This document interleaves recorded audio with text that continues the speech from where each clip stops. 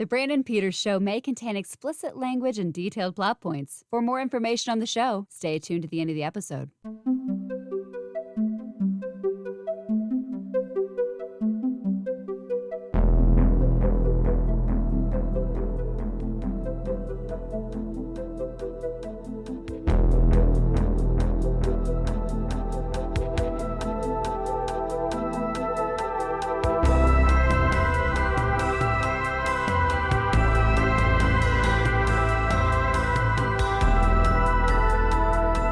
And now, here's Brandon. Welcome back to the Brandon Peters Show for week 2 of the World Film Project. Today features a discussion of the 1992 film Sodoma Reykjavik, if I pronounce that right, also known as Remote Control, which will probably be what it's referred to from here on out. And joining me again from the Hollywood Reporter, and you know her from E! News and Culture-esque, with a record-setting 4th appearance on the show, the dark goddess of the underworld, Sharareh Drury. What's up? You know, I wore a very dark shirt today too.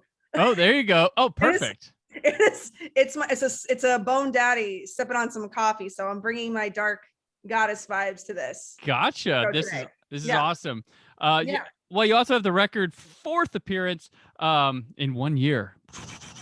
And you're gonna pad it next week. You're gonna pad it next week.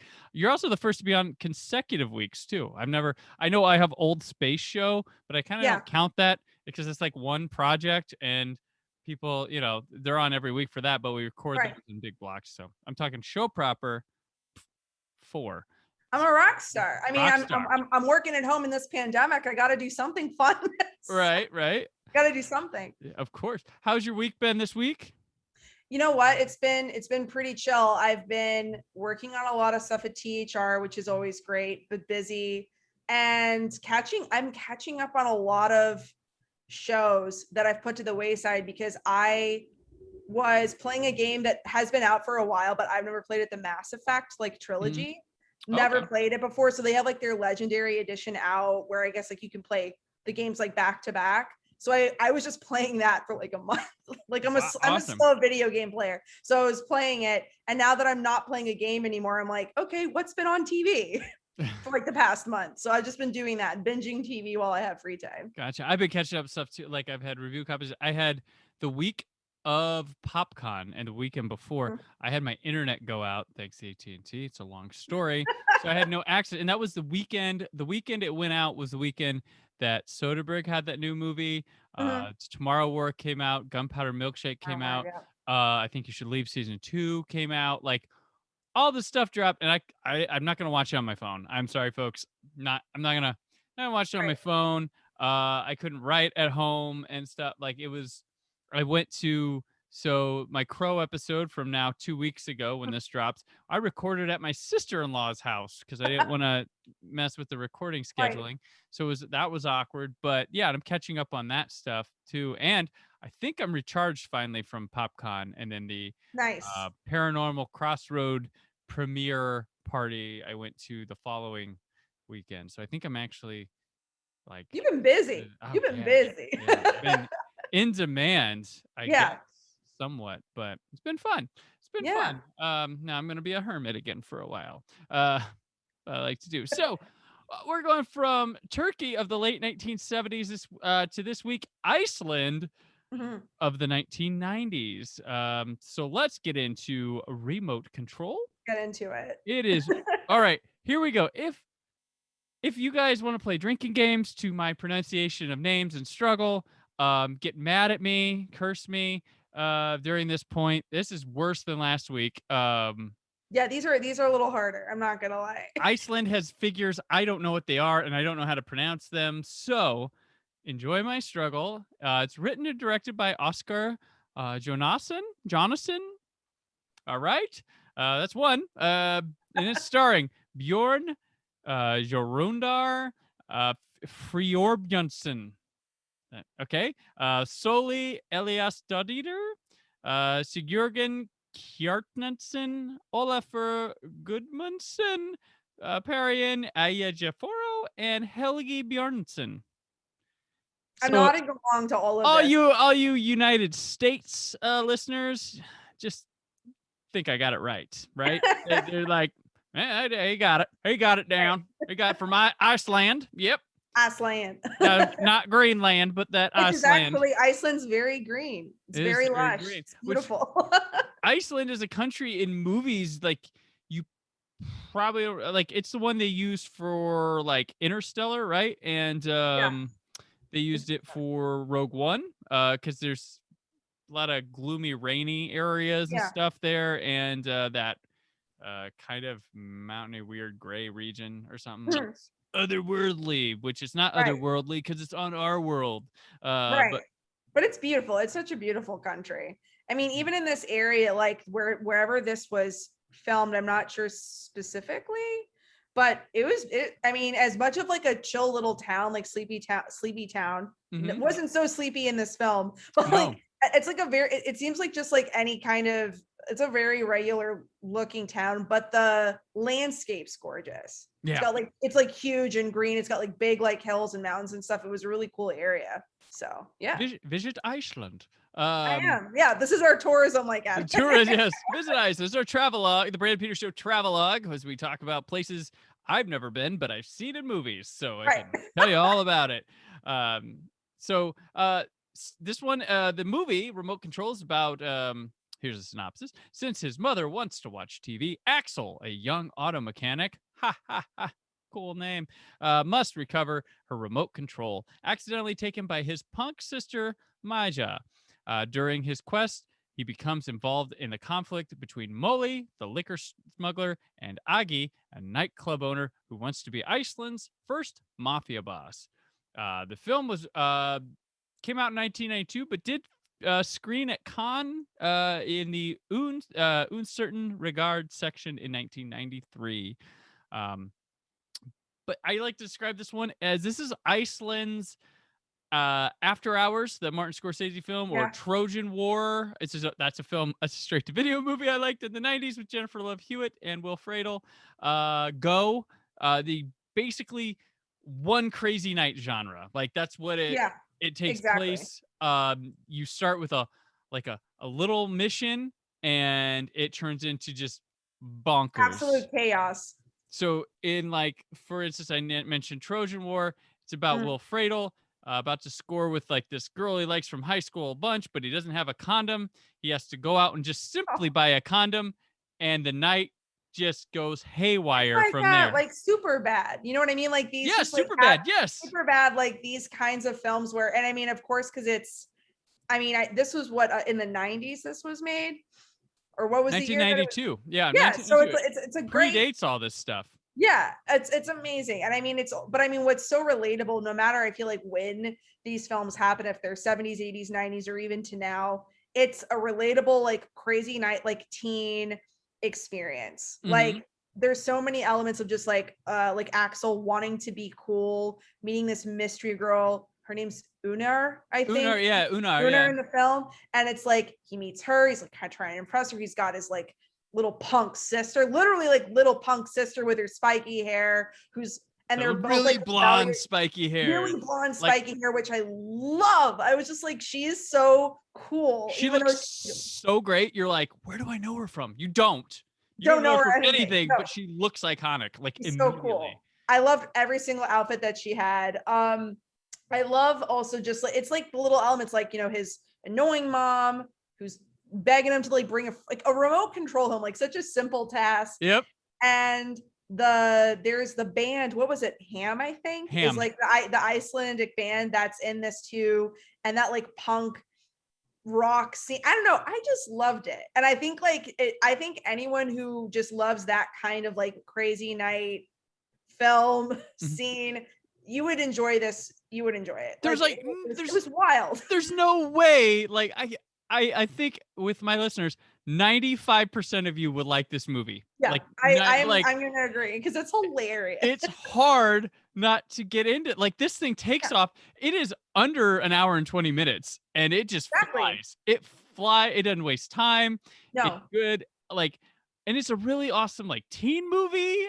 Like from the 90s, and Iceland was happening. There's a lot of styles and stuff that I Yes. saw in this movie that hadn't taken off in America yet. They would later, but Yeah. they weren't happening in America. We were still kind of in 1992, we were still in hair metal land. Nirvana was starting to come out, and all it was going to turn to Yeah. grunge. And after grunge, then it leans on this stuff. Right. This is like what you get with the techno stuff coming later, and Yes. but they were ahead of their time. And this movie is ahead of a lot of stuff that would be like it in the 90s, because the One Crazy Night genre, there's a lot of them in the 90s. They still make them today, but this was like, wow, they were ahead. Like, the only thing I can think Yeah. of prior is After Hours from Scorsese in the early 80s.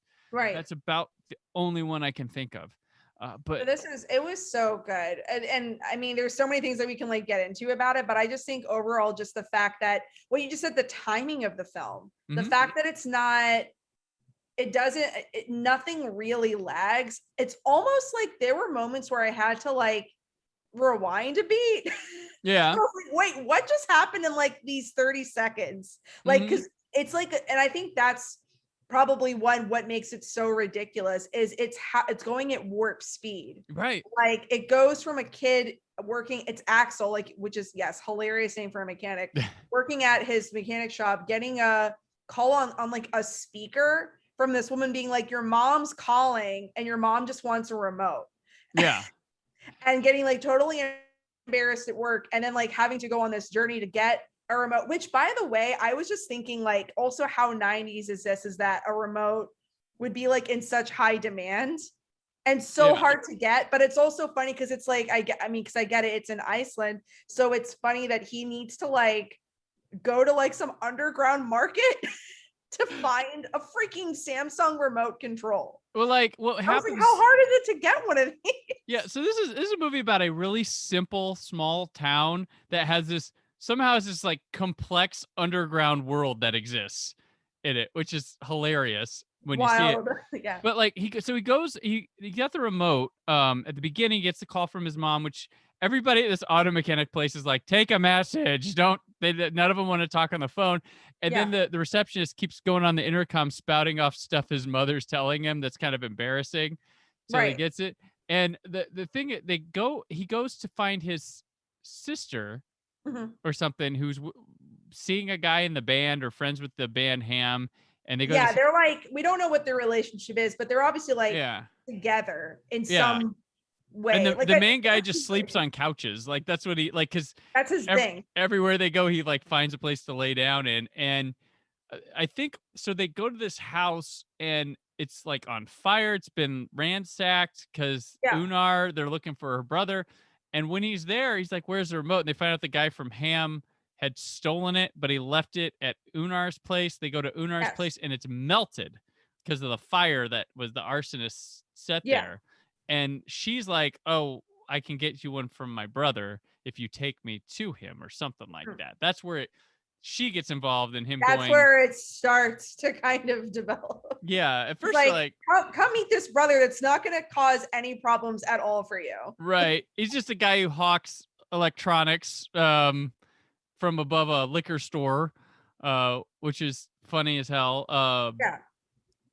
Yeah, like that's where they go. Like, and he goes under Molly, right? That's his alias. Yes, Molly. Yeah, exactly. Molly is his like alias, and when they go to that liquor store and like they go like, I guess, yeah, it's like an above the liquor store, like this hideout where they have like all of this merchandise. I don't know what they were making in this movie. It's like they're creating some kind of alcohol. I don't know, some drink. Yeah. It was like a freaking meth lab. Like I was like, what is this guy doing? But it was so weird because there was like a baby and like a family, and they were all like, they've got like board games up there. Yeah. And there's a bunch of like electronics, which is like what Axel wants. But also, yeah, they're creating some kind of mystery booze, which I guess leads into why there's some bad guys looking for Molly, because he apparently deals this shitty booze. And it doesn't do anything. It just knocks people out. Like they can't rage on it. It's an extreme depressant. There's no uppers happening in this drink.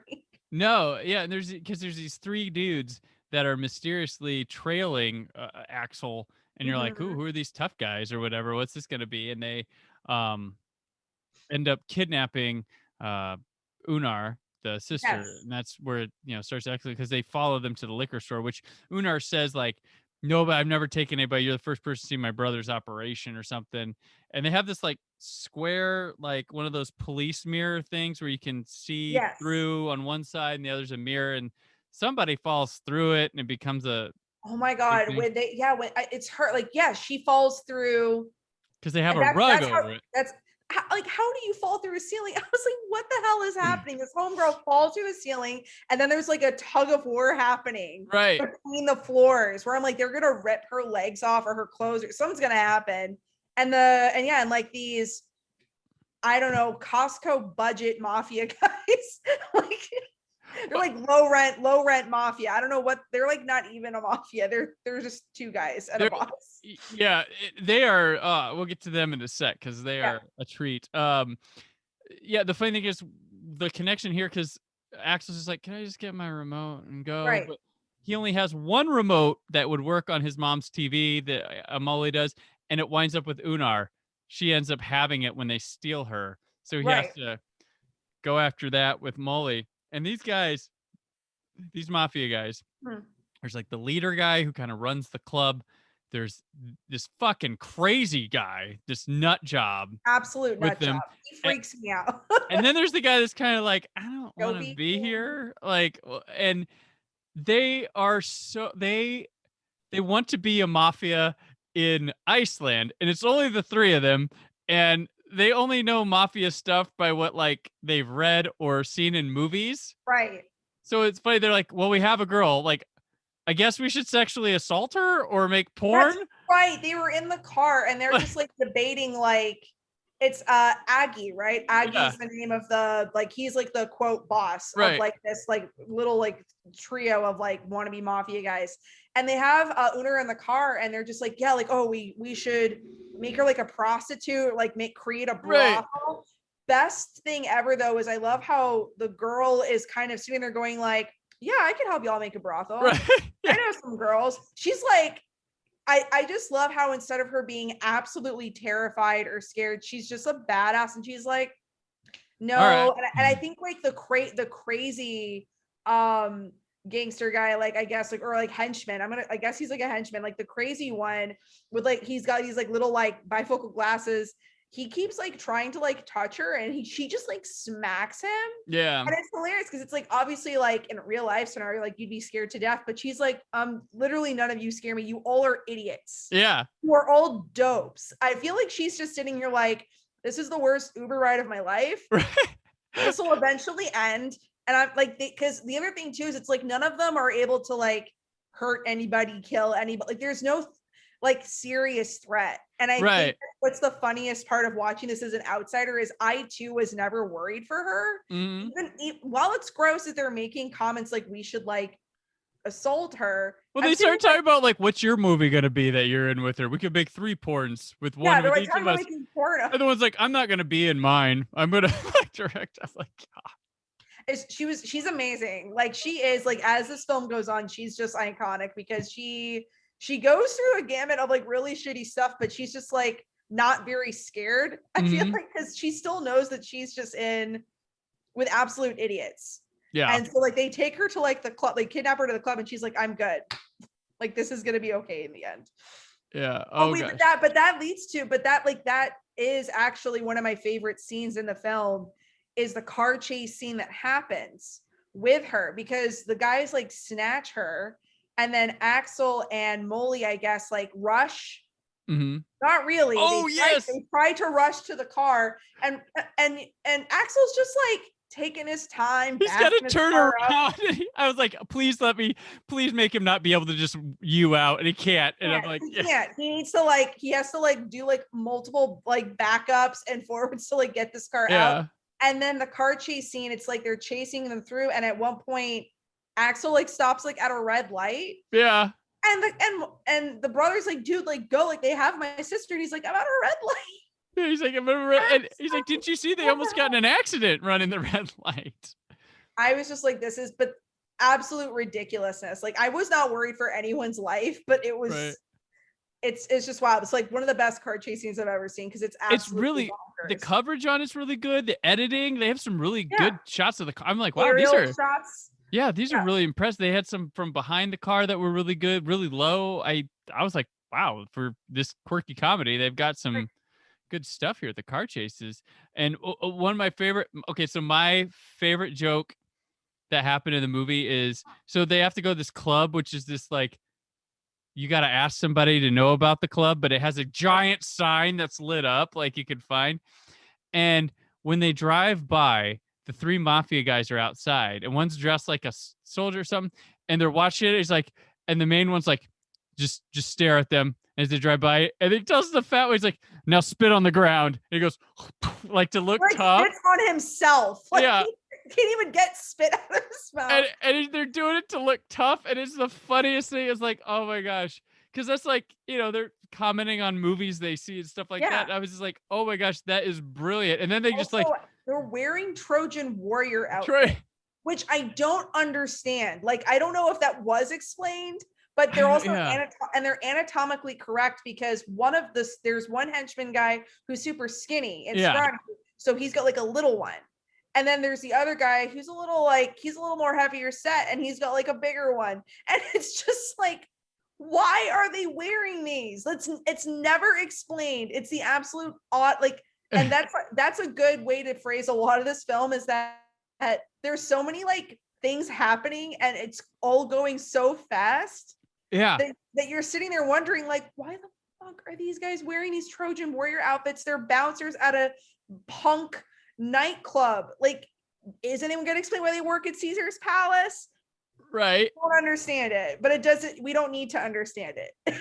It's fine. My thing, that's kind of like, I have an odd sense of humor, and one of my favorite things that get me to laugh is when something doesn't make sense, and I think it's like, why is he like?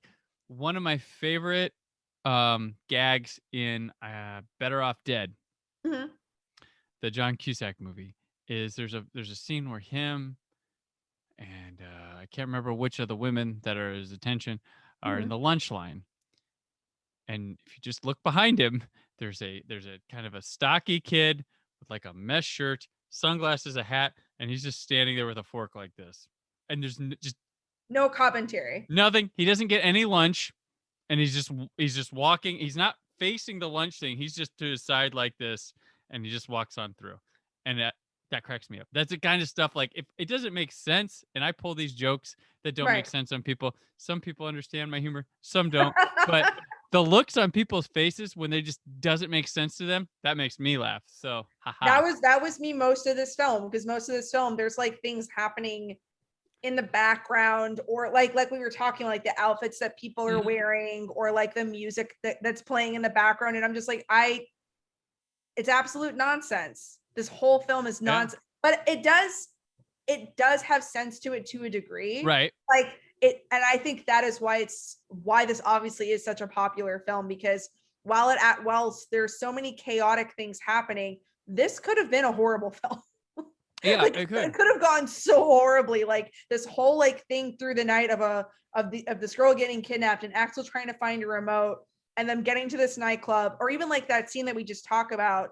They do it with such good timing, and they're all such good character actors that it works. I totally believe that these guys think like they are the absolute dumbest gangsters on the planet, but they think they are so hard. Or like, this is what we have to do. Like we have, it is so, it's so like you said, funny, like zany, quirky characters and good actors to populate them really breathe life into this movie. Like the movie's only like, he has a remote control he needs to get from here to here. Things are going to happen. This can get up. And like, it's really simple, straight through, but it's what those people do that really, really give this life. And also I feel it's like the little things that the film sets up early on, like little things where you see it for the first time. So great example would be is his mom from the very start is like, you have all of these fish in a bathtub, and if you don't show up with this remote, I'm gonna flush these fish out. Right. Don't kill these fish. Why are the fish there? And he keeps why are there fish in a bathtub? And he keeps telling his sister, because his sister, it's important to him that his sister goes and sees his mom. Because Yeah. we meet his sister at the beginning, and that's how he gets involved with Unar and through this. And he keeps pushing that you need to go home. You need to go home. And he keeps telling her, like, she's going to flush the fish from the bathtub. Like, that's important to her, too. So I'm like, And I'm sitting here like were they there's, and it's like, there's a lot of them. it's also not small fish. There's straight up koi. There's like koi fish in this thing. Yeah. Like, why? Like, was that like their dinner? Why is it there? And it's never explained at the start. It's never explained at all, really, why they're there. But there are things that happen throughout the film that are hilarious because of like their early setup. So like the fish scene, there's like a party that we can talk to in a moment. The fish like make an appearance there, and something horrible happens to the fish in the bathtub. But it's just like these things that you're like, why the fuck is this happening now? Another one is when they finally when Molly and Axel finally get to that club, right? The gangsters, I guess, are thinking, we need to find this what is it? They want to find Axel or Molly. No, they want to find Molly because he screwed them over on the alcohol. Right. And they wanted to find them. So they they draw a mugshot. Because I don't know, like I'm assuming it's just because like they don't have a photo of him or any other way to have a But nobody's seen him. Nobody knows who he actually is. Yeah, because he hides. That's right. Yeah, he hides. That's right. Because he's such a secretive guy working above a liquor store. So they like draw a mugshot and they're passing it around, and it's the dopiest drawing ever. It technically could look like anybody, and so Molly and Axel get like confused. Yeah, it's a picture of Molly, or it's Axel, but it says it's Molly. So it's just there's that scene where like everyone's like getting those passed around in the club. And there's this one perfect scene. So like they're like all I think it's like Molly and Axel finally made it to the club. I guess, I don't know. I can't remember if they'd found the girl yet, but I think his sister's on there's a phone conversation happening. And for some reason, Axel has to shout out his address. Yes. He has to shout out his address, and he shouts it out. And there's like a moment of silence where he shouts the song's over. The band song's over. And there's a break in the music. So everyone hears this address. I remember thinking in the moment, I was Dolong's 10. I was like, this is going to be an issue. I don't know why it's going to be, because I was just thinking for some reason he was going to shout it and a connection would happen in like the fake mafia guys would show up at the house. But that is not, what happens. It just ends up like setting up a scene later where everyone at the club, it's the after party, decides to go to that apartment, that house, and it's just like that's those things, like those moments where it's like something happens and it sets up something coming, and it's going to, there's going to be, or you hope at least this is going to follow through in some way. You're like, why was his address shouted? Nothing happened in that moment. Obviously something's going to come down the way that pays off for it. So there's just moments like that throughout the film that I really enjoyed. And it's like I said, if this wasn't done so well, it could have been so horrible, and cheesy, but it's not. It's hilarious. It sets it plays by its own rules, but it has rules, and it is really good at setting something up to pay off later, and in a way that's kind of can pull the rug out from under you, or you might forget and it comes back. But it's quite funny. The way they happen, like the 10 thing, you're like, oh, that's gonna, there's a weasel guy that like is like in with the mafia guys. He's not one of them, but he's like, oh, he's gonna share that, and then you see him like he shares it, but then he's like, oh, telling people like, yeah, party. Oh, I heard that. Yeah, that's what it is. Okay, that's right. Oh, and there's a moment where the guy gets the picture. He goes and tells what's the guy's name again? Aggie. He goes and tells the wannabe mafia guy, like, oh, this guy was in your club. And Aggie just turns around and he's like, he would never get in here. And they're literally all Molly, Axel, the sister, they're all up in this club. Everyone's in this like super quote hard to get in club, which is really not that difficult to get into. But I just love that like they're literally all walking around the crowd right around where this guy is, and he's like, they would never be able to get in here. Right.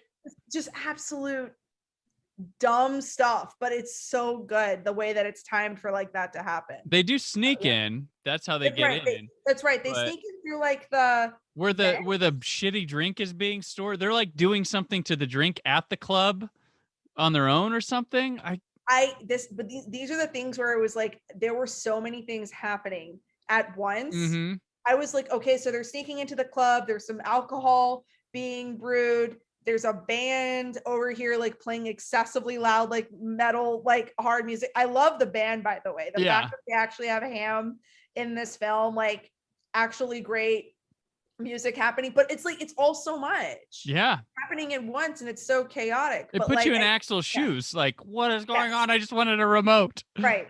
Exactly. He just wants the remote. I'm Mhm. trying to remember what is the process that leads them to back to the apartment, because everyone else shows up at the apartment. I'm trying to remember like what is it like that they because Unar was like trapped Mhm. in the club. She's like tied up in a closet. Tied up in a closet.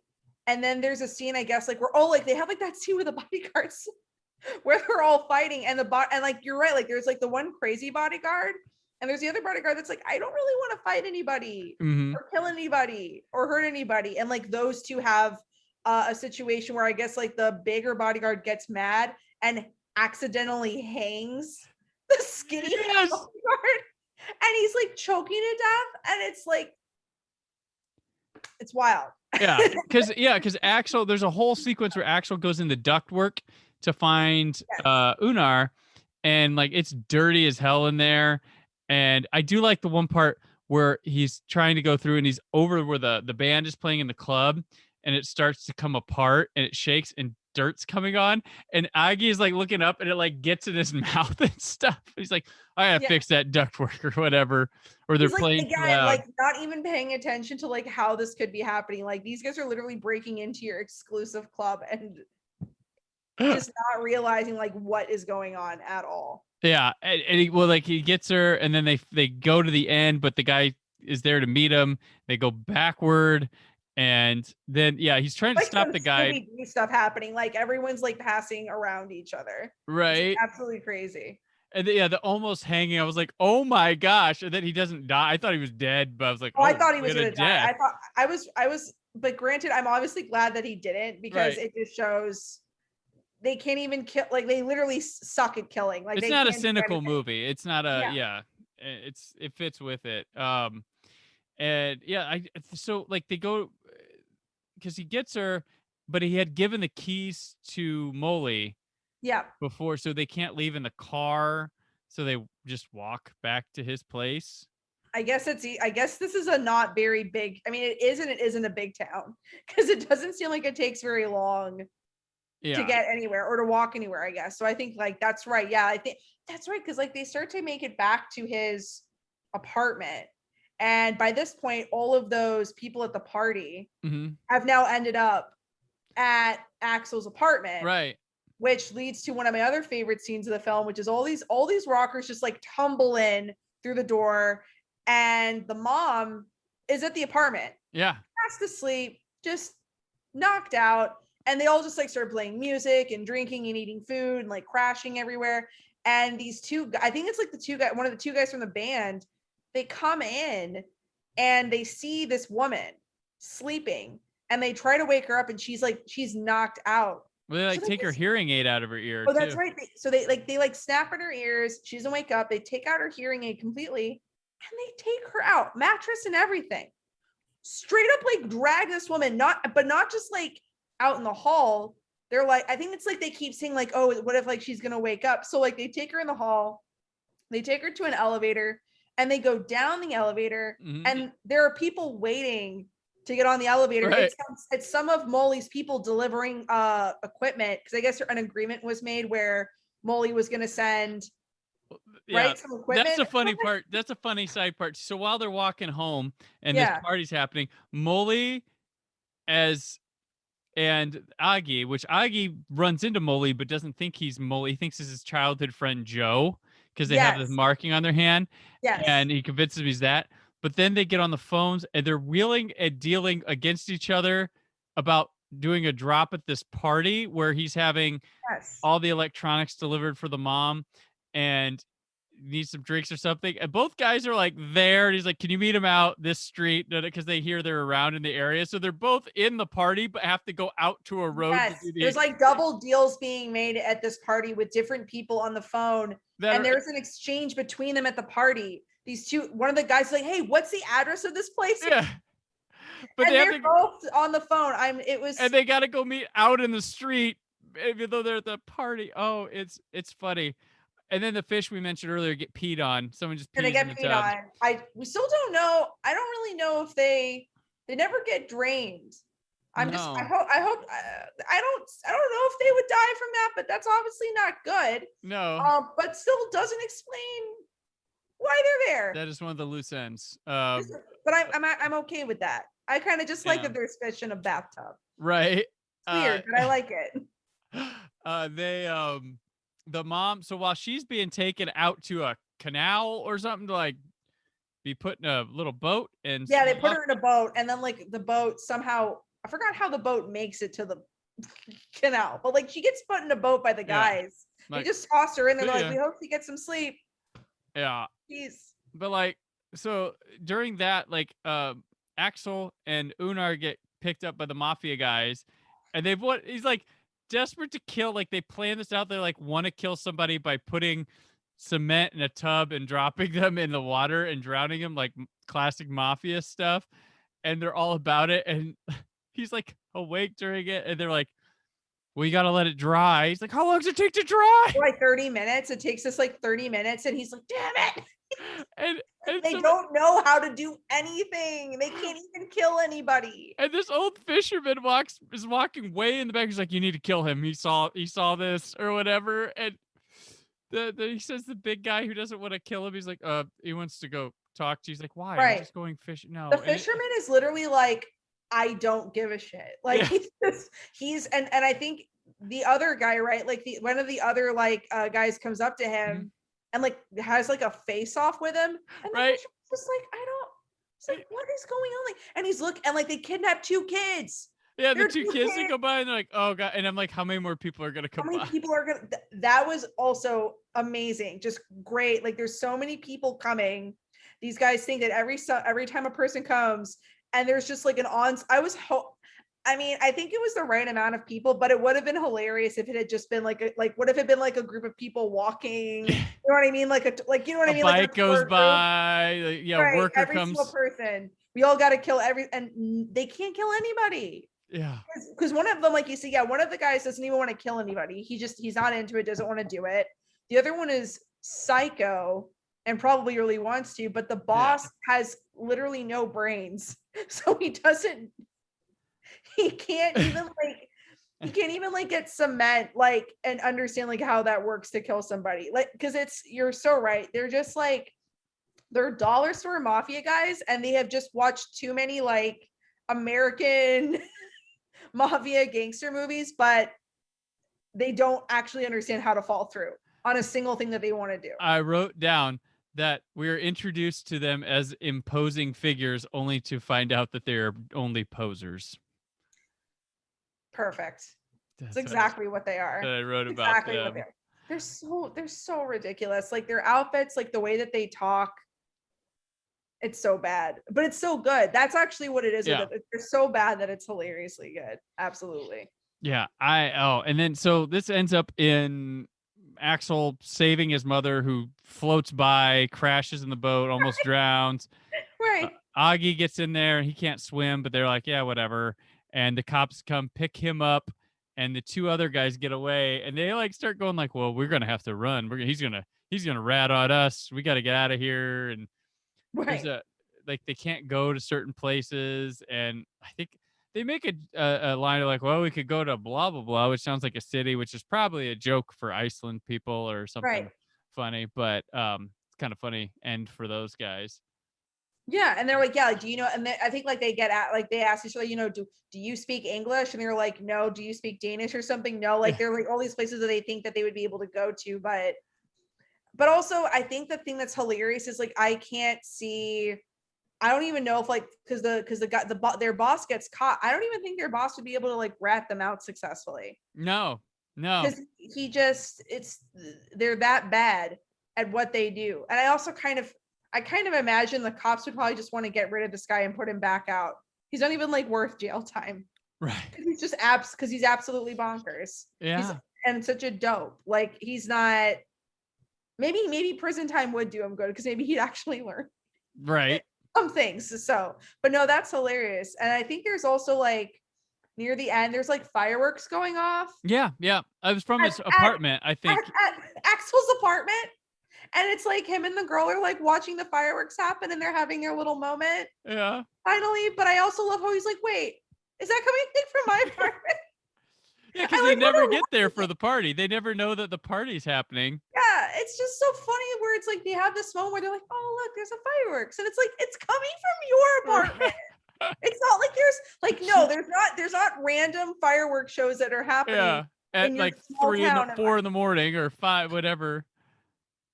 It's so good. They're like, I think that so many people in this film are like so oblivious to like everything else that's happening. And then somehow no one dies.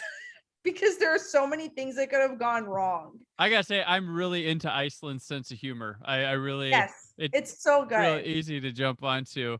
Yeah, and the movie wraps up with the mom coming home. There's just electronics wall to wall in her place. She's like, I just wanted a remote. That's all I want. They didn't.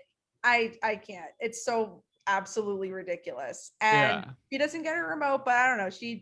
Or maybe there is one. Maybe, isn't there like one, or is there like something like? I mean, there's so many boxes in there. Well, the one that Unar had got smashed when she got kidnapped. So when she pulls that out, it's smashed. I remember actually. I think I remember this. There is a remote, right? Because there's this other tiny bit where isn't it that Unar thinks that she can telepathically, thinks she can telepathically change the TV channel. Like with her telepathically do it. And so she's like, oh wait, like it's okay, we don't need a remote. We've been hearing about it the whole movie. Yeah, we've been hearing it that she's got telepathy or whatever. So she goes and does it, and the TV starts to the volume starts to raise and the channels start to change, and then it goes over to Axel's sister, and she's got a remote and she's doing it, and he's like, what are you doing? And she's like, this girl's been falling for this shit for years. Yeah. It's like amazing. Yeah. And I love that like she's still gonna be oblivious and thinks that she can do it. But it's perfect. Like that's like when I think like the final scenes, like they're all finally back at the apartment and Unar thinks that she can still change a TV. I can finally show my trick. Yeah. Like you don't need the remote. No, it's such a good that's like a good kind of way to end and I didn't realize the sister had a remote control the whole time to do that. Yeah, exactly. I just am now realizing, oh yeah, like it and probably none of this could have happened. It's absolutely ridiculous. And then it's like it's like Axel and her have they go to the pad or the balcony. Yeah. And I guess they're good now. That's it. Yeah. I guess they're a thing. And the movie just ends like that. And I remember I had to sit back. I was wheezing laughing at the end of this film because I was like, this was so absolutely chaotic the whole ride. And for it to kind of just end on a beat like that. We have nothing left to say. There you go. That's it. Yeah. There's not even there's no quirky, because I think that's also what's funny is I feel often I mean, not always. It depends on the comedy here in the US, but I feel there needs to be some final line, scene, something. I like how it's just no, that's it. We got nothing left. This has been it's been chaotic enough. You don't need it to end on some groundbreaking quote or joke, I guess. It's just if this was made in America and modern, the credits would end and we'd go back to the electronics store with people, and then a guy who you'd never seen come in and they'd be like, who are you? He's like, I'm Molly. And they're like, no, you're not. It's Molly. And you're like, I'm Molly. And then they're like, this is Molly. And they show a picture of him. He's like, that's Joe. And it's that's how that would.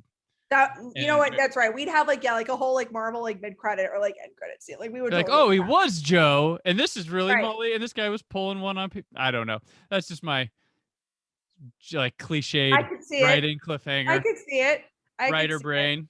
Can you give me a cliche ending, Brandon? Oh, right away. Just give me. Hold on, I got you. I got it. Yeah, it's such a like, I don't know. That's why I think this film is, but also I think it's such a good film, but I also think that is why this absolutely would be something I think like the comedy does transfer over to, I think like here, like for US viewers, I think like 100% you'd enjoy watching it. Cause there are definitely like, there's comedy for different countries just because of like the culture or even language barriers or like just what I guess in their own pop culture they find funny. Like that's why I've never been a big like Brit humor fan. Like I've tried watching like British satire and Brit comedy, like I guess like comedic films, and I'm not as into it as I would like to be, but this one hits, it tracks. It's hilarious. And I guess Yes. if you're a big fan of like 90s style stuff, like this is a good film for you in that kind of vein too. Yeah. So yeah. I would love nothing more than for this to get like a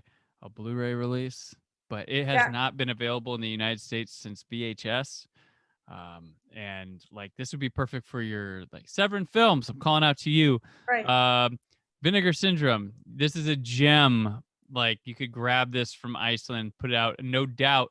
Like, had I seen this movie back like 90s or something, this would I have no doubt this would have been one of my favorite films growing up. Like, I would be all Oh, over this thing. 100%. Like, yeah, it's fun, has a like a great energy and like bounces around so successfully. Like folks, seek out this movie.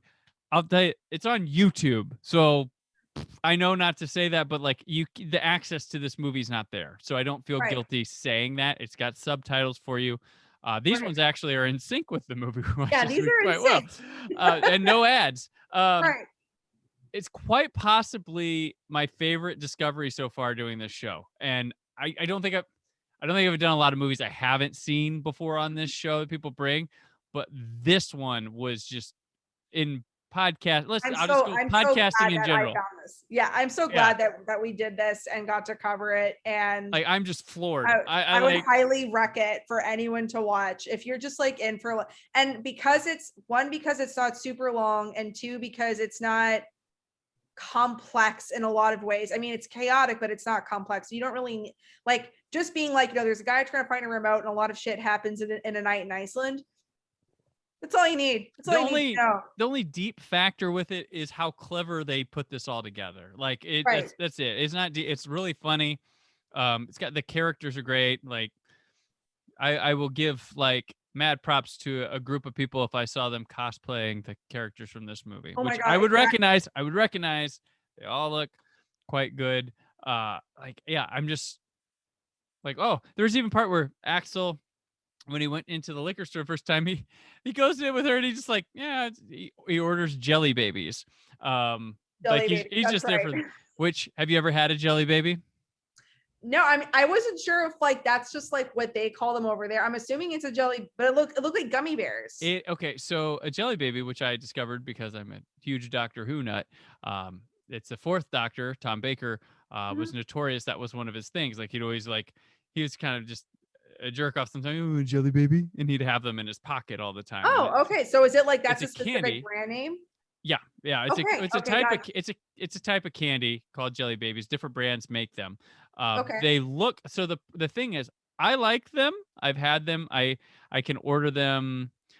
We have a Doctor Who store that is called Who North America. That's about 40 minutes from me. It's the hub of Doctor Who merchandise for North America. It's located in Indiana for some reason.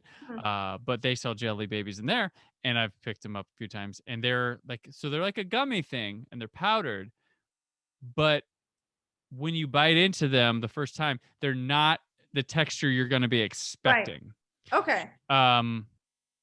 Because I first, you're like, oh wow, that's not what I was, because you want gummy bears. These are not gummy bears. They're thicker. They're a bit harder to chew, not harder to chew, but just they chew differently. But I've come to like them. My children like them. My wife hates them. But so if it wasn't for Doctor Who, I probably wouldn't know about the jelly babies. But I do dig them. I think you can get them on Amazon too. But yeah, that was something you ordered, and I was like, oh, and I kind of just like the casual nature of like, we're off on this mission. I'm just gonna, I'll take some jelly babies while I'm here. I mean, look, when the hunger strikes, if that's what you're seeking. Right. Axel's just so nonchalant, oblivious that he's a good main character to follow. Yeah. I will say, like, he's such a like. That's actually like a good point. Is like he's such a like. He just He's never like really like too anything. Like he's never too freaked out, too angry, too anything. I mean, he's just I actually think in a lot of ways there are so many other characters that like take over the film from him. Like he's a good like through line. Like I mean, like we're watching him go through all of this stuff. Right. But there are so many eccentric people throughout the story. Like even just like from like there's like one scene, for example, where I think it's his sister. I'm gonna mispronounce her name. I hope I don't. It's what is it, Maja? Maja or Maya or something like that. I feel like it was Maya, but like it's pronounced or it's written Maja, but it's but Maya. I think Maya. It's like she is dating Ish, one of the guys in the band, and then she's with Molly for like a moment, and they're like in a costume room or a closet of some kind, but the band member that she's with in the club is like watching them as they're walking around, and you can just see his face, like he's like like he's getting so mad, and then like shows up and he like wants to like beat this guy up, and she's like, I'm not dating this guy, you idiot, or I'm not hooking up with him. Like it's little moments like that. Like the sister is such a character. Yeah, people in the band are. I mean, I'm actually curious who, if you had one, was like your favorite, because to me it's going to have to probably be like Aggie and like his henchmen. Yeah, like that trio, they made the film for me because how absolutely ridiculous they were, but how they were so unsuccessful, and every single thing they tried to do, they just failed, and it was hilarious to watch. I just like the transcendence of them looking all like these we're gonna get them people to just clowns. And and their conversations they handle, like you mentioned earlier, the conversations they have could be gross and bad in the wrong hands, but they work here talking about like porn, sexual abuse, and then like we're gonna do drugs, sell drugs and stuff. But they're such idiots, and it's handled in such a way. And I think it's because they make Unar like, okay, what you need for the brothel here? Like, what we got? Yeah, she's like, you want some girls? They go, she's like, I got men too, and they're like, what? Like, she's like, what's wrong with that? Yeah. It was so good, but like that's the thing. That's why like a brothel isn't for you idiots. It's for your business. Like that's the thing, because they think they wouldn't be like. It's like these guys don't know. They would just have a brothel. They don't know anything. Themselves. They're playing out like the Goodfellas in their mind, and like they just don't get it at all. But that's why I do love them. Yeah. As far as like characters, like they're perfect. So they're good. Yeah. They're good. Yeah. This movie, Remote Control. The highest of praise is like I went in like cool new thing to check out, and I just like 20 minutes in I'm like, I think I love this movie. I hope it keeps playing this way. And yeah, absolutely. And I was like, I hope Sharareh feels the same way. And you got on here and you're like, I really love this. I was like, okay, so this is a universally, at least between two people, love this movie. I mean, I honestly think like this kind of like chaotic humor, I do feel like, I mean, like we were saying, like there are so many films that are like this. Like, and look, if you could have watched a film like Superbad or which I feel like is like the female version of it, like Booksmart, like these kinds of films. Oh yeah, Booksmart's great. Yeah, like teens just like having absolutely over the top scenario, and I because it's like it's like over the period of like one night. I mean, there's not too much else that could happen. It's in terms of like it's we're just going through barely even a 24-hour period. Yeah, and it's so chaotic and good, and there's so many good character actors and or characters like and character acting happening. I don't know. I think everyone should watch it at least once. Like if that's like your thing, like if you're into those kinds of films, give this a shot. It's like, hilarious. I'm telling everybody about this movie. Like yeah. Let me be like, dude, 92 Iceland, remote control. Baby.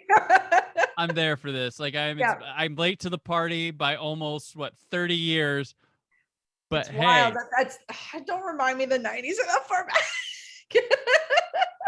It's sad. Yeah. It's so sad that they're that far back, but yes, that's how far back it is. I was 10 years old when this came out. Oh God. I was 4. There you go. I'm an 88. I'm an 88 kid. Awesome. So this was definitely baby Sharareh was not watching this, but I will now. I'm gonna make up for it. I'm gonna have to like share this with a lot of friends. Like who would I'm watch gonna it, be so it's I'm gonna good. be hitting up some of my VAM creators and acquisitions people I know about. Can you should really look into this one. Yes, absolutely. Please, because this movie rocks. So we will now move on to what else. This is where we talk about things. If you've listened to the show before, we talk about other things we may have taken in the last week. For So last week, what's up, Sharareh? Because you were here last week. So what else is up? I'm trying to think. I mean, like I said, like I've been binging a lot of shows. There's been something. I mean, like I said, I played Mass Effect, got through that. Love that game. Can't wreck it enough. It's a really good immersive role play game. I mean, obviously, like there's like fighting and action and stuff, but it's a really good story. Stuff like that. Another show. I literally have binged this in the past. Actually, I think in the past 24 or at least couple days. Never Have I Ever. It's like a teen show. I feel like it's geared, like that's the audience it's geared towards, or like young adults. But I'm really into it because I don't know like how familiar you are with the show, but it's about essentially this Indian American girl, and like I think it's like she's in Sherman Oaks or somewhere in the valley, I think. Okay. And it's just like her in high school, and like her high school experience being like an Indian American teen, and she just really wants to be cool and like date popular boys, and like it's just like that whole high school experience. I find it super relatable to the degree that like I'm Iranian American and I relate to so many things that she's going through as like a brown girl, like being in high school, just like all of the complications of like being super nerdy or being seen as different, all of those things. But it's a good show and it's absolutely hilarious. So I just binged that, and I'm very late to the game on this. I just started watching the Cobra Kai series. That's on Netflix. I still have not got to that one yet. Like I've heard it's so great. Good. Yeah. It is. I mean, look, I watched The Karate Kid. Like generally, like, I've seen it obviously a few times. Thought it was a good film. Like, I'm not like obsessed with it or anything, but I liked it. It was good. Seeing this series makes me want to watch it so bad over again. And it's such a good spin where the whole like idea of like basically this like mentor finding a kid who's down on his luck, like that formula is used again, but instead it's essentially it's the bad guy, it's the bully, like being the sensei. Now it's I watch it, started watching it a couple days ago, and my husband thinking it's gonna be really cheesy, I'm not gonna be into it, it's probably gonna be done really badly. Can't stop watching. That's what I've heard. I've heard nothing but good things. I just haven't. I think my thing was I want to watch the Karate Kid movies again before I do it. I could see that. And then they do have a lot of flashbacks. Yeah. But I will say this, like there's so many flashbacks, at least from what I've seen so far in the film, or sorry, in the show about the film, that I feel like even if you'd never seen it, like, which I don't know how you could have not. I mean, I guess maybe you didn't grow up in that time, you didn't watch it. But if you'd never ever seen the movie before, they do a good job of like referencing things. Okay. And they show clips from the movie to like for like flashbacks and stuff. But I too, like, I think it would totally be worth watching both. I think it's 1 and 2, like watching Karate Kid, the first one, and then the sequel. Watching both of those before watching this would definitely be a good setup. You don't need to though, but like you could. But yeah, I can't reckon enough. I'm only in the first season right now, and I think it's got 3 seasons. Yeah. Right now on Netflix. It's so good though. I like it. I took my kids we went to the drive-in to watch the first Karate Kid last summer, and like my son wasn't that into it because I think he wanted to stay home and play video games that night. I think he was mad. And then my daughter liked it but passed out before it was over. So I was like, well, I'll have to watch it again. And then I just didn't pick up on it from there because it's like, okay, then I'll watch Cobra Kai, and then it just didn't work out from there. But yeah, so I still need to catch up on that one. It's a good one. Yeah. I've been trying since like last year. My goal was to not rush into things or just go at my own speed is what I was. No, I mean, look, I've got so much being on social media and stuff. There's so much pressure to watch everything. Everything's great. Why aren't you watching this? Oh, everyone's awful because they're not watching this or and then you're like, oh, I gotta hold on. I do get that. I mean, Like, admittedly, like there's some shows where I feel like depending on like how big it is, like for me, like work wise, I had to watch Loki like ASAP. Like I right. needed to I watched Loki I right away. couldn't like wait on that. But some of these things, like I think it's also nice, like when they build up. Like I've got 3 seasons waiting. Like I don't have to wait. And sometimes, as much as I want to watch a series, I almost want to wait for it to build up a little bit, so I don't have to wait. Like I recently binged like Shadow and Bone on Netflix, and like I am so into it, but now I have to wait. Gotcha. I Gotta like the wait. week to week drop. That's been a fan because I That's can keep nice. up with that. When Yeah. like Netflix is like, here's a show and then next week we have another show all together. It's like, ooh, It's a lot. It's a lot to and then consume. people Yeah. talk about it for a week and it's gone. But I've been trying to go at my own pace, and when I have a lot of friends who are critics and stuff that go to screenings or get screeners early and stuff, and Right. I get screeners early, but it's mostly like independent horror films that probably don't have distribution yet or something like that, which is cool, and I love supporting that. But like, it's not the big things people are going to talk about Right. yet. I But got you. I do, yeah. And some friends will share a screening link or two with me, like during award season, so I can Right. best write my wrap up. But like, Right. yeah, so that's extra pressure, like. Because in the critical world, like once the movie comes out, they're like done. They're on the next thing. They wrote about it. They saw it weeks Exactly. Yeah, ago, and it's like, you've already seen it. I completely and get that. I miss too, like when the conversation lasted for a Right. while about a movie. Like the big movie of the summer might get talked about for 2 weeks. Exactly. You know, like So it ooh, goes by. I do get what you mean, because I feel like it makes me think back to just even like high school and college, when like something like So Major would come out. That was like all you spoke about for like months. But yeah, there's so much. But at the same time, I think like, especially if you work in this industry, like working in entertainment, it's difficult because you do feel the pressure of, I need to consume everything so quickly. yeah. No one can do that at all. I used to be like very stressed out about it, like, oh, I need to watch everything, so I'm like on the pulse of everything. No, there are some things that I take a very long time to get to. Like I didn't watch Succession until way after. Like, I watched both seasons were already yeah, done when I watched it, and I was like, holy shit, it's really good. this is good. But like I took my time with it. That was Yeah. when we're like, no one would shut up about it. And Mhm. I don't know what to say. Like when it first came out, I was like, at the time, with everything that was going on in this country, it was like, do I want to watch a bunch of like rich, white, wealthy people bitching at each other? I was like, it's not the first thing I want to watch. But Right. now I get the hype. I Mhm. get the hype. I'm about Kendall Roy. Right. And Cousin Greg. Cousin Greg, yeah. Love me some Nicholas Braun. I get the hype on it. But it is one of those things, and that's the thing though too. I'll just say that when so many people are talking about it, I don't know what it is about my personality. It can turn me off a bit.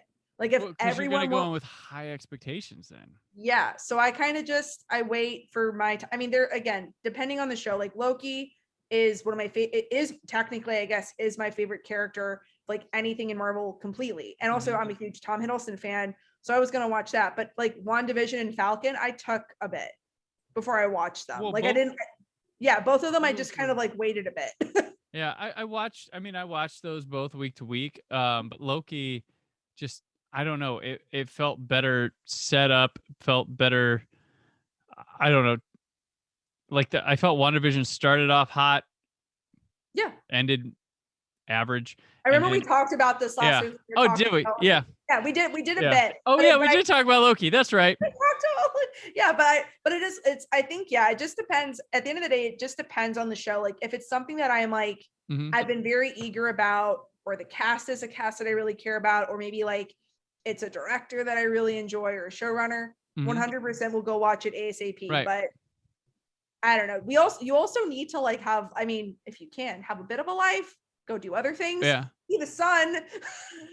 Go outside, maybe. Yeah. I did. I mean, like, I never, like, it wasn't until like lockdown stuff that I finally checked out Broadchurch. Like, I'd heard I haven't so many done great that yet, things, but and I I've was heard like, about it. now's the time, and it was all there, all 3 Exactly. seasons, and it's very good. It's a very downer show. It's a very gloom show, but it's really, really good. That's what I want to watch. Right. I will, but that's the other thing too. It's like being home a lot.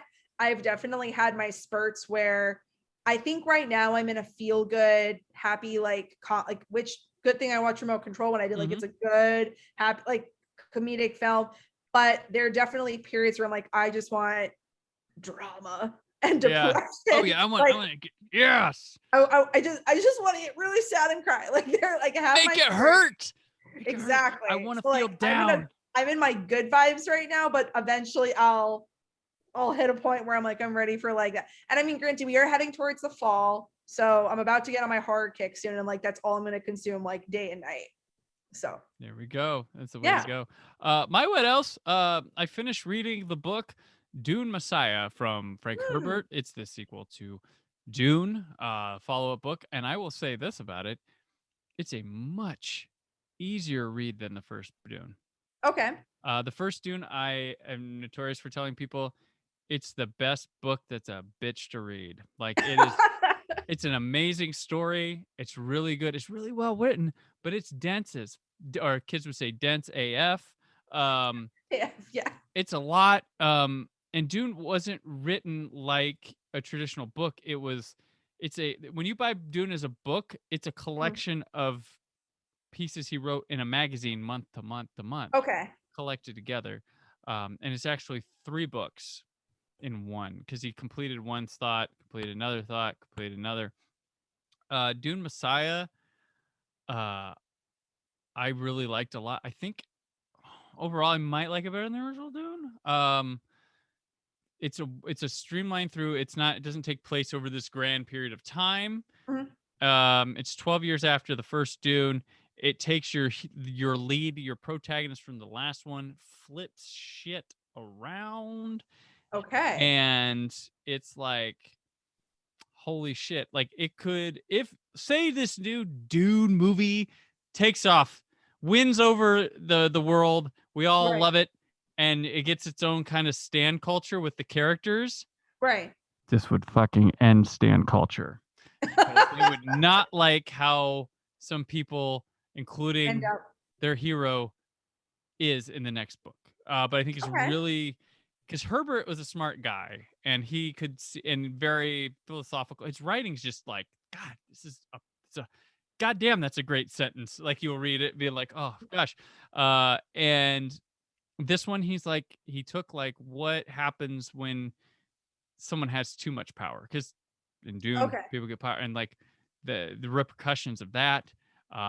How one side views heroism to what's on the other side of that heroism and stuff, and it's really cool, and it introduces some new species to the world, and just makes you think differently about different. It's brilliant. I think I know it's like a lesser liked Dune book, but I think it's because of that reason, because of the brilliance, the kind of Last Jedi thing that fanboys don't understand, when you're actually dissecting material deliciously, challenging what came before, questioning things that should be questioned. That's there. So Dune Messiah, really like. So I read Dune to read Dune Messiah, because I read Dune in middle school, and I still have my book. So I'm like, last summer, I'm like, I'm gonna read Dune again, and it took like 2 months to get through Dune, because I would read it in little spurts, because I wanted to just like enjoy it. I wanted to enjoy it and soak in, rather than just read to get through it. And then I took a break. I'm like, no more Dune for me for a while, and I picked up Dune Messiah, read it much faster, much more smoothly this year, and now I'm like, ooh, well, now I want to read Children of Dune, which I wasn't like after the first Dune, which is great, which is a great book. It's one of the best science. Like, it informs a lot of science. You have Star Wars from Dune. You have so much stuff. I wanted to see the Hodorowski's Dune, that there's a great documentary on. He was going to make it in the 70s, and they pulled the plug on him, and it was going to be this fucking wild acid trip of a movie. I don't know if you've seen any of Alejandro Jodorowsky's films before. I don't think I'm super We familiar. could do a thing just on him, where I show you his films and be like, what? We'll watch it sober, and then we'll watch it with an edible, and we'll talk about his damn movies, because they are people think Lynch crazy, but Jodorowsky's on another planet, and he's brilliant too with it. It's just really, but so Dune Messiah. And we also had a Dune trailer this week. Yes, for the we had new the Dune movie trailer drop. It looks epic. Yeah. Absolutely epic. And it's like one of those, I think I am curious to see how it actually plays, because I feel like there's obviously people who you've read it, you're familiar with it, you're familiar with the story, that are excited. There's a lot of people who I think are just seeking something epic to watch, because right now I think there's been some time since like all the Star Wars films came out. We've had, I mean, you have your Marvel heads, your DC peeps, like they've got their big films that have come out. You have things like that. I think it's been a minute since I've seen something like what I'm going to call it unique in my mind, like that steps outside of like these like massive like franchises that like looks as insane as this does. So I'm excited about that. My only but is that, and because I have to say, because I've been venting about this a lot on social media. I told you I wanted you to share this because I think it's important. I think it's, I mean, my biggest issue with it at the end of the day is films like the film Dune, the books, a lot of these and a lot, like you said, there's a lot of things that this has inspired. There is this issue in sci-fi, and I think also like I'm going to say like in adventure films and action films too, but sci-fi is like I think really prevalent in that it often that you notice there are these like landscapes or these like cultural like I guess like allusions and callbacks to essentially Arabic, West Asian, and Islamic culture. And it would be great if because Dune does all of that. And I would be so excited, more excited, I feel like, for this film. Because I'm like kind of, it looks great, but I'm looking at the cast and I don't see any West Asian representation at all. Like I'm not, unless of course there's been someone cast that like I'm not familiar with, and I mean, people obviously, there are people who are mixed and maybe I don't know like every part of their background, but as far as I understand it, it doesn't have great West Asian casting, at least not any of the major roles. And the problem is if you have a film that takes from a story, that takes from those cultures, and you don't even try to, and this is obviously more of like a casting choice. This is not, I mean, I could go into a whole other discussion about just the story itself and ripping from that culture. But if you're like, okay, this film, like it's kind of hard not to see the correlations to like Arabic and Islamic culture, like the words, the names, the setting, and to not have some of that casting, like some of that representation in the casting. That's my big issue. And the biggest issue is because, I mean, right now there is such limited representation when it comes to, in general, West Asian casting. Like Dune, like let's put Dune aside, just like in anything. Like you rarely get Guy Ritchie's Aladdin. You rarely get, which is like a whole other film I could vent about, because I mean, Aladdin, it's like right. So I often will get this, like people will be like, oh, like, but you had like Aladdin, and I'm saying like Aladdin is cool one. Well, it's one, but it's an Arab wonderland. It's not based in any reality. It is also, honestly, it is like West Asia and South Asia, like cultures colliding into this kaleidoscope of things. So it's not like Aladdin for me is not the absolute basic way I can say it's not my Crazy Rich Asians. Okay. It's not my like momentous moment where I'm excited to be like, to go to the theaters and be like, I see myself on screen. No, when I see Aladdin, I'm seeing a character and not even a great character. Like if it had been like some really, in my opinion, like a very authentic storytelling of like the Aladdin that like I grew up reading with like all of these other amazing tales, sure, maybe I'd be excited. But it's, first off, it's done by a white guy, and it's just over the top Orientalism that I'm not excited to see. It's kind of like well, I guess you're trying, like, yeah, I guess you're trying, I guess, but I mean, for example, I wouldn't go to someone and say like I don't know, for example, like my husband's Mexican, and it's like we were super excited to go and see a film like Coco, and it's like we're excited to see it to a degree. I mean, like there's a lot of incredible things that are in this film, like the music and the characters and the story, but it's like he's like, I want to see more like real life like representation and Latinx, which is also like, I mean, there are so many groups. I think there are so many groups that are so underrepresented in terms of casting and representation in Hollywood.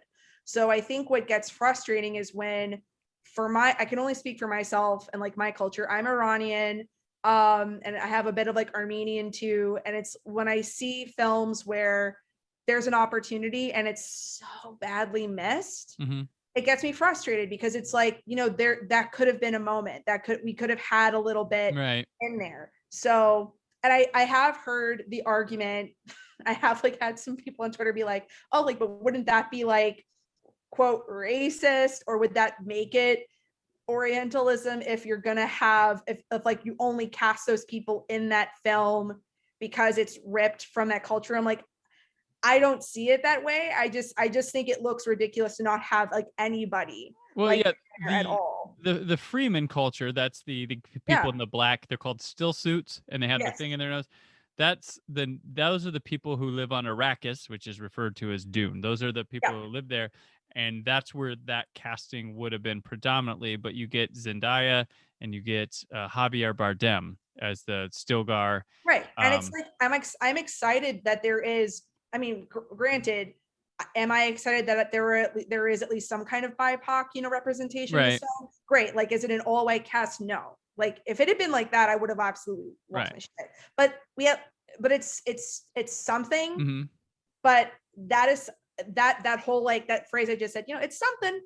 There's something there. There's some people of color in it. It's not enough anymore. It's No, 2021. no, totally And there agree. was a huge study. Like, I'll give a shout out to this because I did a quick piece about it.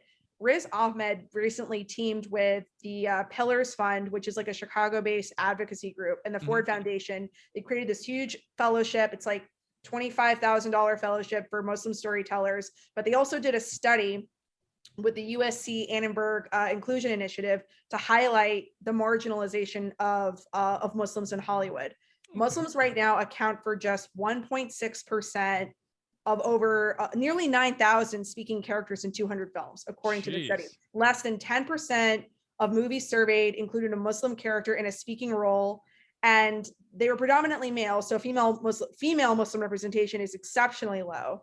And I know this is specifically about Muslims and that representation, and Muslims can be anything, like, which that the study does get into a bit, because, for example, there's a large population of Black Muslims, and they are so poorly represented in film and television, like when we're talking about Muslims, because Muslim is, I mean, to be Muslim, I mean, that's just a religion, so like you could literally be anything, like, and be that. But Right. that representation is so low. The culture, which then means like that cultural representation of that religion is so low.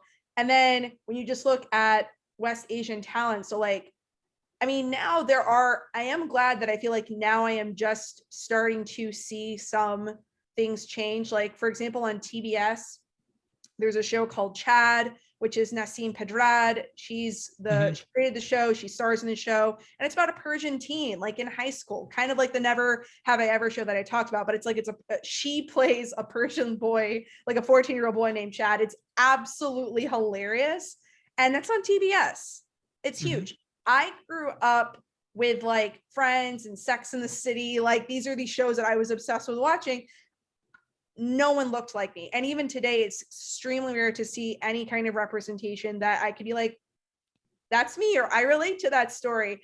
So that's kind of, and I know this is like a little bit of a tangent, but that's kind of why when you get these kinds of films where it would have been, like you said, like there's a group in this film that it would have made so much sense to have done that in some form. And I would have been, it doesn't have to be every single person. It would have been fine if that group was like a mixed group. Right. And there was like a mix of representation in that group.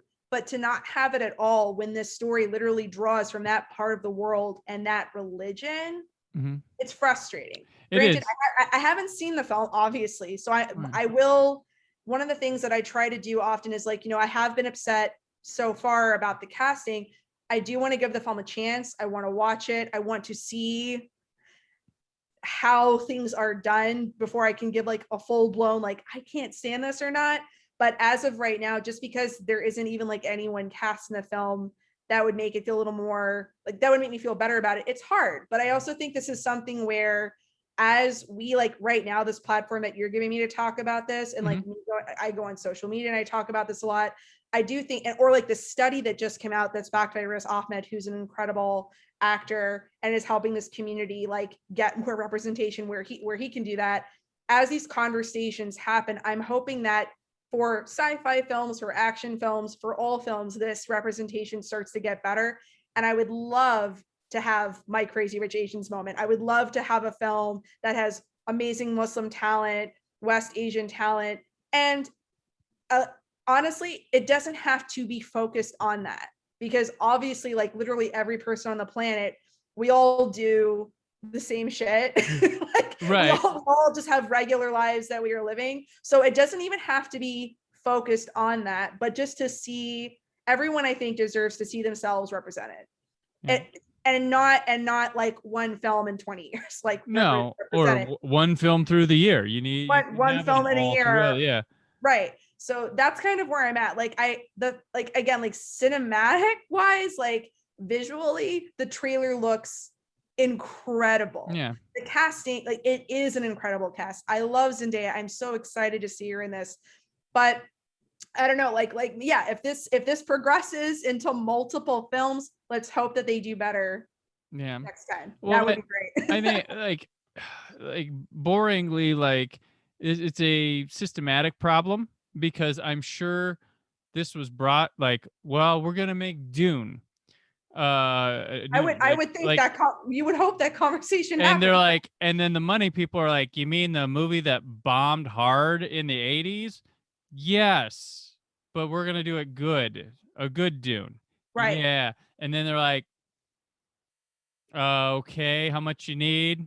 This much. Well, we got the director of Arrival and Blade Runner. Okay, and then they're probably, instead of challenging and bringing the right casting, they're going for names to keep their money going, and that's a problem. No, and I get that, but it's like, I mean, and granted, I'm not saying like these like all could have been it, but it's like there are a few, not as many as like other like groups, but there are some, like we are starting to get some names, right? Like in this industry, like I mean, Riz Ahmed like would be an example. I'm not saying like maybe he, and it's tough because I get it, like you need to find a person that fits the role, right? Like that has to happen as well. You can't just pop someone in just because like, oh, like well they fit this like X like racial box. I get that. So it is one of those things where it's frustrating. I think there were plenty of there's enough talent like to plot from any like group that is not represented well. Like again, it's like it's 2021, there are plenty of actors around like to cast. I get what you're saying though. It's like, do you need certain names to make people want to come? It's a very scary project for a financier to take on, so I can see them being the problem, the root of the problem, rather than I can see it. Because if you look at the cast, I remember when the casting announcements were coming, like, Jesus Christ, who else is in Dune? Like, well, yeah, is anyone not in Dune? Yeah, like, it's almost like the Eternals, where I'm like, damn, there's a lot of people in this movie. Yeah, but the thing is, like, and it's a problem because it's a lot of money for a film that feels like Blade Runner 2049, all like probably going to be really good, probably going to bomb. As much as I want it to do well, like, probably going to bomb, but they might use pandemic, HBO Max dual release as an excuse to be like, well, we don't really know, so we'll make the second half.